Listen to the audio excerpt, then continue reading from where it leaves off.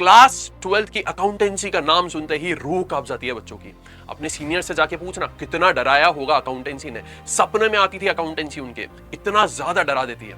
लेकिन आपको मैं इस वीडियो में बताने वाला हूं कैसे क्लास 12th की अकाउंटेंसी में आप बहुत अच्छे से प्रिपेयर कर सकते हैं और बहुत अच्छा स्कोर ला सकते हैं। इस वीडियो में मैं पूरा क्लास 12th का आपका सिलेबस डिस्कस करूंगा अकाउंटेंसी के साथ में, आपको बताऊंगा एक स्ट्रैटेजी जो आप फॉलो कर सकते हैं और आखिरी में क्या रोड मैप होना चाहिए आपका अकाउंटेंसी से रिलेटेड। तो इस वीडियो में आपको पूरी डिटेल मिलेगी आपके सिलेबस की, साथ ही साथ में आपको क्या क्या चीजें करनी है, क्या नहीं करना और आपका एक रोड मैप। तो इस वीडियो को एंड तक जरूर देखना और अगर कोई भी डाउट हो प्लीज मुझे कमेंट में जरूर बताना ताकि आपके डाउट्स यहां पर क्लियर हो सके। तो शुरू करते हैं बच्चों आज की वीडियो। इस वीडियो में हम बच्चों समझने वाले हैं पूरा अकाउंटेंसी का आपका सिलेबस क्लास 12th के लिए। अब क्लास 12th की खासियत यह है यहां पर सिलेबस बहुत ज्यादा हो जाता है।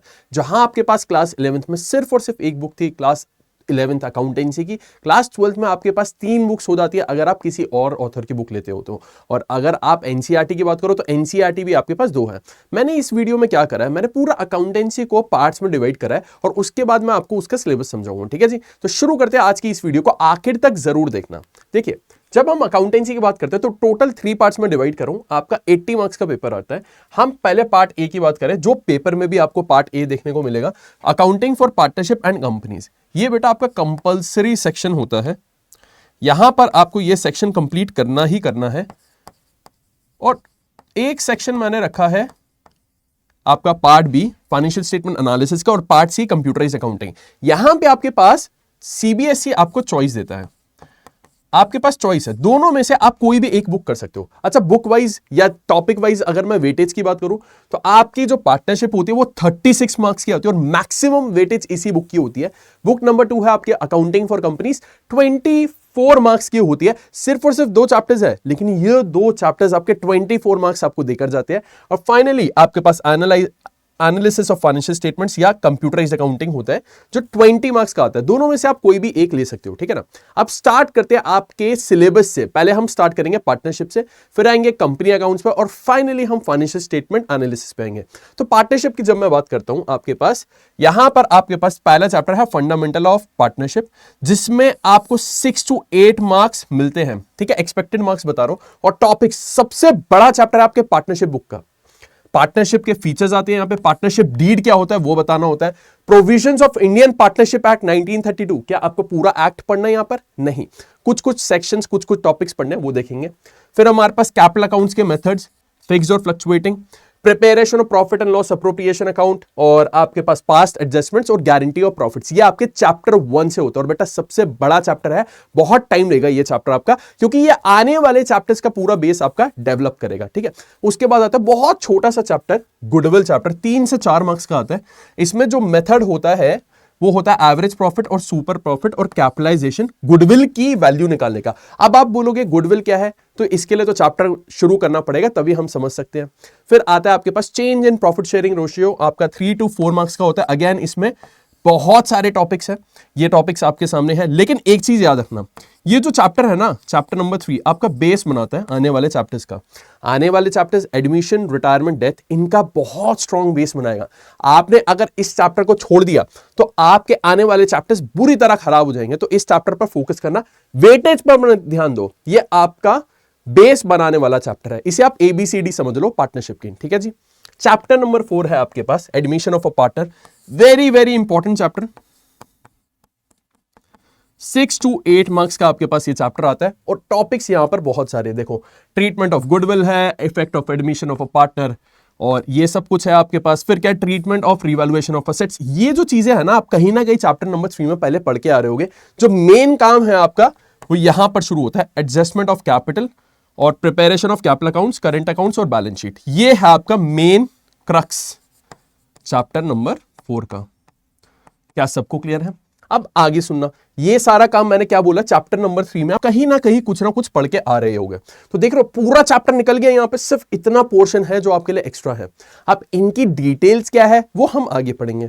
फिर रिटायरमेंट चैप्टर आपके पास है, chapter number 5 retirement, 6 to 8 marks का है। अच्छा, रिटायरमेंट जो चैप्टर है आपके पास और जो है आपके पास डेथ ऑफ अ पार्टनर, ये दोनों सेम चैप्टर है ऑलमोस्ट, बस थोड़ा सा फर्क है अकाउंटिंग का, वो हम जब चैप्टर पढ़ेंगे वो तब देखेंगे। ठीक है ना। यहां पे आपके पास रिटायरमेंट की ये इंपॉर्टेंट टॉपिक्स, और इसमें सबसे इंपॉर्टेंट टॉपिक मैं आपके लिए एडजस्टमेंट ऑफ कैपिटल हाईलाइट कर देता हूं। और इधर देखिएगा, जब हम डेथ की बात करते हैं तो यहां पे calculation of disease partner share of profit आपके लिए बहुत बहुत बहुत ज्यादा इंपॉर्टेंट हो जाता है। साथ में हमारे पास हम आते हैं आखिरी चैप्टर में पार्टनरशिप के, dissolution of partnership firm, 6 to 8 marks का, वेरी वेरी इंपॉर्टेंट। क्लास 12 के पॉइंट ऑफ व्यू से आपका सबसे इंपॉर्टेंट टॉपिक है यहां पर रियलाइजेशन अकाउंट। क्या है जी? रियलाइजेशन अकाउंट आपके पास सबसे इंपॉर्टेंट है, इसे अच्छे से पढ़ना है आपको। और अगर आपने ये अकाउंट समझ लिया तो ये समझ लो पूरा चैप्टर खत्म। ये थी आपकी पार्टनरशिप की बात। अब आगे चलते हैं हम दूसरी बुक पे, बुक नंबर 2, जिसमें आपके 2 चैप्टर्स है। बुक नंबर 2 है और चैप्टर्स भी 2 है। देखिएगा, शेयर कैपिटल चैप्टर 14 से 16 मार्क्स आपको ये चैप्टर देखे जाता है। Very very important exam point of view से, और सबसे ज्यादा परेशान करने वाला यही चैप्टर्स है। अपने सीनियर से जाके पूछना भाई, प्रोराटा बताएंगे, वो शेयर फॉर फीचर बताएंगे, आपको कैपिटल रिजर्व बताएंगे कि कितना उन्हें परेशान करता है ये चैप्टर। बहुत ज्यादा टिपिकल चैप्टर होता है क्योंकि इसमें टॉपिक्स बहुत ज्यादा होते हैं और याद रखने वाली चीजें बहुत सारी होती है और प्रैक्टिस बहुत ज्यादा चाहिए होती है। तो इस चैप्टर में आपके पास ये सारे टॉपिक्स हैं, पर एक चीज याद रखना, इस चैप्टर की जितनी प्रैक्टिस करोगे उतना बढ़िया होगा। आगे देखते हैं। फिर हमारे पास क्या है, शेयर कैपिटल में और कुछ बचे हुए टॉपिक्स हमारे पास। यहां पर आपके पास आ गया थ्योरी। थ्योरी भी आपके लिए इंपॉर्टेंट हो जाती है इस चैप्टर में। इनफैक्ट सीयूटी एग्जाम में भी इस चैप्टर से ही थ्योरी ज्यादा पूछी जाती है। ठीक है जी। फिर बात करते हैं दूसरा चैप्टर आपका डिबेंचर्स। अब आपके मन में एक सवाल आना चाहिए कि सर डिबेंचर्स होते क्या है, हमें ये भी बता दो। बेटा, अगर मैंने डिबेंचर्स को यहां पे पढ़ाना शुरू करा तो ये वीडियो आपकी 2 घंटे की हो जाएगी और आपको उसका मतलब समझ में तो आ जाएगा, लेकिन आपका जो मेन पर्पस है इस वीडियो का वो मिस हो जाएगा। इस वीडियो में आपके साथ में सिलेबस डिस्कस कर रहा हूं। वन शॉट्स आपको कॉमर्स अड्डा चैनल पर मिलने शुरू हो जाएंगे बहुत जल्दी। देखिएगा, तो डिबेंचर्स आपका 8 to 10 मार्क्स का आता है। डिबेंचर्स का meaning, issue of debentures for consideration other than cash, मतलब कैश के अलावा आप डिबेंचर्स इशू कर रहे हो वो। इशू ऑफ डिबेंचर्स, और आपके पास interest on debentures, debenture issue at collateral security, ये सारे टॉपिक्स डिबेंचर चैप्टर में आप पढ़ते हो। ठीक है। अब बात करते हैं आपकी book number 3, financial statement analysis. अगर आप टीएस ग्रेवाल या डी के गोयल की बात करो तो वहां पर बुक नंबर 3 होता है। अगर आप बात करो एनसीईआरटी की तो बुक नंबर 2 ही आखिरी के जो चैप्टर्स है उसमें फाइनेंशियल स्टेटमेंट एनालिसिस के होते हैं। देखिएगा मेरे साथ, तो यहां पर फाइनेंशियल स्टेटमेंट एनालिसिस है, एफएसए मतलब financial statement analysis. Financial statements of a company and it's analysis, 2 chapters है आपके, दोनों को कंबाइन करके यहां पे लिखा है क्योंकि बैलेंस शीट की हेडिंग, सब headings, statement of profit and loss और टाइप्स ऑफ एनालिसिस, ये तीनों टॉपिक्स यहां से आते हैं। फिर आता है आपके पास comparative and common size statements. यहां पर आपके पास फॉर्मेट्स होते हैं अलग अलग टाइप के और परसेंटेज टाइप क्वेश्चंस यहां पर ज्यादा पूछे जाते हैं। फिर हमारे पास रेशियो एनालिसिस, 4 टाइप की रेशियोज होती है आपके पास, solvency ratios, profitability ratios, liquidity and activity based ratios. ठीक है। इन रेशियोज को आप डिफिकल्ट तरीके से भी समझ सकते हैं, इजी तरीके से भी समझ सकते हैं। जब कॉमर्स अड्डा पे आपको इसका वन शॉट मिलेगा, मैं आपको ट्रिक्स के साथ इसे याद करना सिखा दूंगा, टेंशन लेने की एकदम जरूरत नहीं है। फाइनली आपके पास आएगा कैश फ्लो। अपने दीदी भैया से पूछना कैश फ्लो चैप्टर उन्हें का कितना खून पीता है। बहुत डिफिकल्ट चैप्टर है लेकिन हम उसे ऐसे पढ़ेंगे कि आपको रट जाए, तो टेंशन लेने की जरूरत नहीं है यार, तुम्हारा भाई तुम्हारी हेल्प जरूर करेगा। ये था फाइनेंशियल स्टेटमेंट एनालिसिस की। अब देखो, एक ऐसी बुक के बारे में बात करने वाला हूं जिसके बारे में कोई नहीं पूछता। बहुत ही बकवास बुक है, बकवास इन द सेंस कि बच्चे बोलते हैं कि सर याद करने का बहुत कुछ है, सॉल्व करने के लिए कुछ नहीं है। इसलिए तो कंप्यूटराइज्ड अकाउंटिंग सिस्टम का सिलेबस अगर आप सर्च करोगे ना यूट्यूब पे, वो भी आपको नहीं मिलेगा क्योंकि कोई इसे कवर ही नहीं कराता। इनफैक्ट स्कूल्स में भी नहीं लगाए जाते, पर उसका सिलेबस भी मैं आपको बता देता हूं। यहाँ पे कंप्यूटराइज्ड अकाउंटिंग सिस्टम, CAS जिसे हमने बोला, पहला चैप्टर है आपके पास overview of computerised accounting system. ये सिलेबस है जहां पे आप इंट्रोडक्शन कवर कर रहे हो, फीचर्स कवर कर रहे हो और सॉफ्टवेयर पैकेजेस। फिर आता है आपके पास accounting applications of electronic spreadsheet. Technical chapter है लेकिन इसमें प्रॉब्लम क्या है, प्रैक्टिकली इसे सॉल्व करना चाहिए था, इसका प्रैक्टिकल क्लास होना चाहिए था, पर ऐसा नहीं होता। यहां पे एक्सेल के आपको फॉर्मूलाज याद करवाए जाते हैं, क्या एक सेल क्या होता है ये सब कुछ आपको बताया जाता है और इसकी थ्योरी लिख के आनी होती है। ठीक है। फाइनली आपके पास क्या आता है, using computerise accounting system, final chapter आपका एनसीईआरटी के हिसाब से, और आपके पास ये सारे टॉपिक्स होते हैं, steps in installation of CAS, data entry, adjusting entries और need and security features for the system. तो ये तो था आपका पूरा अकाउंटेंसी का सिलेबस। आई होप आपको समझ में आया होगा। अब आपको मैं बता दूं स्ट्रैटेजी कि आपको क्या क्या चीजें करनी है और क्या क्या चीजें आपको अवॉइड करनी है अगर आप अच्छा स्कोर लाना चाहते हो क्लास 12 बोर्ड एग्जाम में। ठीक है, देखिएगा यहां पर आपके पास सबसे पहले तो ध्यान रखिएगा, आपको एक निमोनिक याद रखना है, कैप, CAP, कैप। टोपी नहीं पहना रहा मैं आपको, कैप याद रखना, ठीक है। CAP, cap stands for concepts, analysis and practice.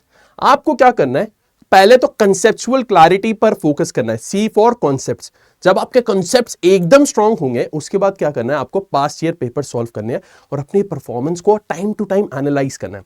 Analyse में क्या होगा, आप ये समझोगे कि आपने क्या चीजें ठीक करी, क्या आपके वीक एरियाज और उन्हें कैसे इंप्रूव करना है। ठीक है, फिर उसके बाद जो एनालिसिस आपने किया उसके बेसिस पे आप करोगे अपनी प्रैक्टिस। तो याद रखिएगा कैप आपको एकदम अच्छे से डिटेल में करना है, टोपी पहननी है एक तरह से, आप ऐसे बोल सकते हैं। ठीक है जी, अब आगे चलते हैं वो चीजें जो आपको नहीं करनी।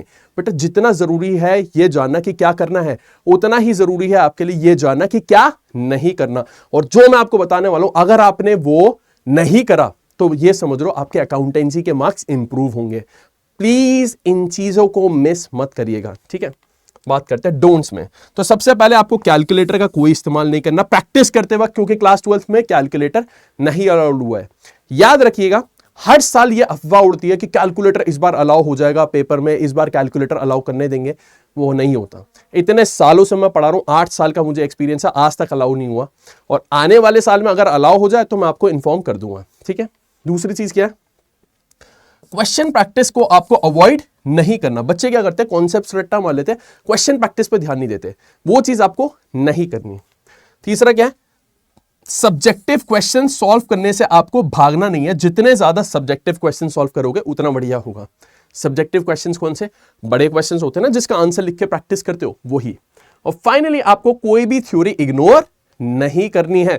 जो भी क्लास में पढ़ाया जाए वो थ्योरी प्लीज याद रखिएगा, क्योंकि थ्योरी बेस्ड क्वेश्चंस भी आपके पास अकाउंटेंसी में आ जाते हैं। क्लियर है सबको? तो ये थी बच्चों पूरी डूज एंड डोंट्स। अब आपको मैं रोड मैप भी बता देता हूं कि क्लास 12th में अच्छे मार्क्स लाने के लिए आपको क्या क्या करना है आने वाले महीनों में। ठीक है जी, तो यहां पर आपके सामने रोड मैप है। सबसे पहले 3 महीनों में आपको क्या करना है, फोकस करना है कॉन्सेप्ट्स पर। जितना ध्यान दोगे आप कॉन्सेप्ट्स पर उतना बढ़िया होगा, क्योंकि ये आपकी फाउंडेशन बिल्ड करता है। एक तरह से आप यहाँ पे ABCD सीख रहे हो अकाउंटेंसी का। जितनी स्ट्रांग आपकी ABCD होगी, जितनी स्ट्रांग आपके बेसिक टर्म्स होंगी, उतना अच्छे से आप आगे चल के प्रैक्टिस कर पाओगे। फिर जुलाई से सितंबर के बीच में क्या होगा बच्चों, आपके सितंबर में एग्जाम्स होंगे, राइट।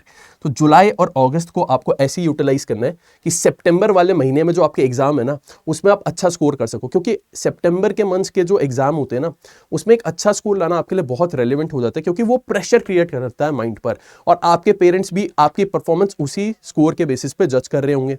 तो जुलाई अगस्त के महीने को आप प्रैक्टिस के लिए रखिएगा, ताकि आप सितंबर के जो एग्जाम है अच्छे से करके आ सकें। फिर अक्टूबर से दिसंबर में आपका कुछ आखिरी के अगर चैप्टर्स बचे हैं तो उसे कंप्लीट करने पे फोकस करिएगा, और यहां पर आप रिवीजन की तरफ भी बढ़िएगा। ठीक है, अच्छा ये तो हो गए हमारे पहले कुछ महीनों की बात। आखिरी का महीना जो है ना यहाँ पर जनवरी, आखिरी में इसलिए बोल रहा हूं क्योंकि देखो फाइनल रिवीजन के लिए आपके फरवरी में पेपर होंगे, तो फरवरी में आप अकाउंटेंसी की फाइनल रिवीजन कर रहे होगे, मार्च में पेपर होंगे तो मार्च में कर रहे होगे। लेकिन जनवरी की बात देखो, जनवरी में आपको क्या करना है, यहाँ पर CUT की प्रिपरेशन भी आपको स्टार्ट करनी है। क्यों? क्योंकि जनवरी एक ऐसा महीना है जो बहुत क्रिटिकल है आपकी CUT की प्रिपरेशन को लेकर। अगर आपको अपने dream college Shri Ram college of commerce में एडमिशन लेना है तो CUT के थ्रू ही आप एडमिशन ले सकते हो। क्लास 12 की प्रिपरेशन के साथ आपको मैनेज करना होगा, नहीं तो आपके लिए बहुत बड़ी प्रॉब्लम हो जाएगी। क्लास 12 अच्छा हो जाएगा या तो CUT रह जाएगा, या CUT अच्छा हो जाएगा क्लास 12 रह जाएगा, या दोनों ही रह जाएंगे। तो एक स्ट्रैटेजी की आपको जरूरत है जान के महीने में, जहां पे आप CUT पे भी फोकस कर रहे हो प्लस क्लास 12 के लिए भी।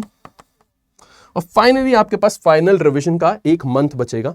अब वो फरवरी भी हो सकता है, वो मार्च भी हो सकता है। यहां पे क्या आपको अलग अलग सब्जेक्ट्स की रिवीजन करनी होगी, तो उस चीज को प्लीज ध्यान में रखिएगा। अब आप सोच रहे होंगे कि अभी से हम प्रिपरेशन कैसे शुरू करें, क्या ऐसी चीजें हम कर सकते हैं जो हमारी प्रिपरेशन को नेक्स्ट लेवल पे ले जाए और क्लास 12 तो साथ ही साथ में CUET भी हम फोड़ के एकदम आ सके। तो उसके लिए देखिए हम अड्डा पर आपको ऑनलाइन क्लासेस देने वाले कॉमर्स अड्डा चैनल पर, वो आपको मिल जाएगा। वन शॉट्स हर चैप्टर के मैं यहां पर कवर कराऊंगा अकाउंटेंसी के, तो आप मेरे साथ में पढ़ सकते हैं। लेकिन अगर आप चाहते हैं कि एक डिस्ट्रैक्शन फ्री एनवायरनमेंट हो जहां पर आप CUET की भी प्रिपरेशन कर सकें, साथ में 12th की भी, और सही गाइडेंस मिले, उसके लिए आप हमारे बैच में एनरोल कर सकते हैं। वो भी मैं आपको दिखा देता हूं, देखिएगा। तो आप अड्डा 24/7 की वेबसाइट पर जाएंगे और CUET महापैक सर्च करेंगे। CUET महापैक पे आप क्लिक करेंगे। यहां पर देखिए करेंटली आपको ये कुछ इस तरह का प्राइस दिखा रहा है। आप बाय नाउ पे क्लिक करेंगे। यहां पे आप कोड कैसे यूज करेंगे, RA007 एंटर करेंगे, आपको ये बैच और सस्ता में मिल जाएगा। तो मैक्सिमम डिस्काउंट के लिए आप कोड यूज कर सकते हैं RA007। कोड याद रखने का तरीका क्या है, देखो ऋषभ अग्रवाल से RA, और मैं यार देखो खुद को अकाउंटेंसी का जेम्स बॉन्ड बोलता हूं, तो जेम्स बॉन्ड का कोड है 007, तो भाई का भी तुम्हारे 007 इसलिए कोड है। ये याद रखिएगा, आप अकाउंटेंसी में या ओवरऑल कॉमर्स डोमेन में टॉप जरूर करेंगे, इस बात का मेरा दावा है, इस बात का मेरा आपसे वादा है। तो थैंक यू सो मच बच्चों मेरे साथ इस वीडियो में जुड़ने के लिए। अगर आपको कोई भी डाउट हो आप मुझे कमेंट में जरूर बताइएगा और आपके सारे डाउट सॉल्व करने का जिम्मा मैं लूंगा। Thank you so much. Video को लाइक जरूर करें और दोस्तों के साथ शेयर करना।